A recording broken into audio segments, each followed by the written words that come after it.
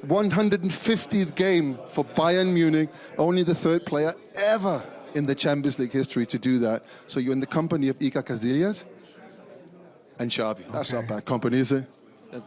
It's not bad. It's not bad. You have to sleep well, eat well to reach this. In my age, normally you need a wheelchair.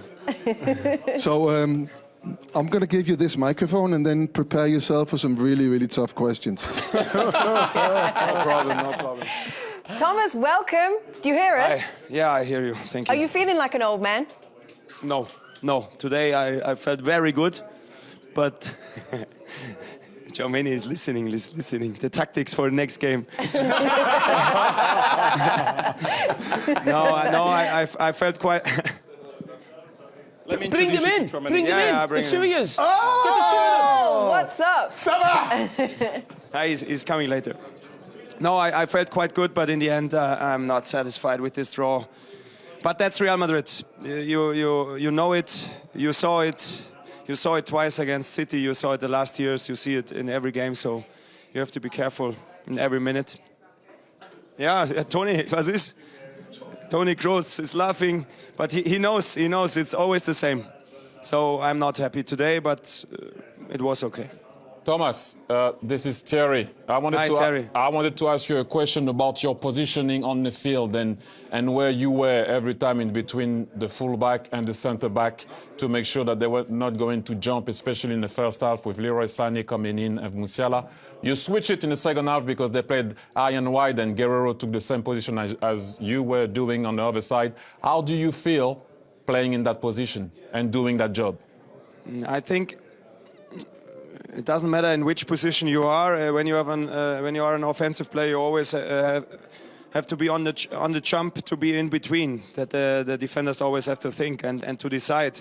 And maybe there is a second they decide wrong, and that's all about. So you always have to come to the edge. When Antonio Rüdiger is thinking, okay, maybe it's a little bit too wide to jump out, and then maybe I have space. And when he jumps out, maybe the space opens behind him. So 90 minutes, it's always the same game. When you are not able to, like you or Jamal or Leroy or these kind of guys, Vinicius, when you're not able to take the ball in your own half, dribble 10 guys and score a goal, then you have to get the guys of the other team moving. And when they move wrong, you have to be there. That's my point, because on the penalty and on the first goal, you knew Leroy Sané was high and wide. You could have controlled that ball. You let it go because you knew you were going to give him time in a 1v1 situation, and him being on the other side, because in the first half he was on the left. And then in the second half also, I like the way you went behind the Real Madrid player to receive that ball for the second goal, on the penalty. Then you drove forward to release that ball this time to Musiala. So I just wanted to say, like I always said, how great of a player you are and how you use your brain in any situation. So well done. Because the two goals were thanks to you. For me, it seems simple, but I know what you mean. I always wondering sometimes when I see player, they don't do that easy stuff to make their life easier. But in the end, it worked well today in some kind of situations. But 2-2 is not what I want. Thomas, a few months ago you were very passionate in an interview, I think, after you lost at Bayer Leverkusen. Yes, right. I mean, what has changed since then to now to give you the belief you can get through to the Champions League final?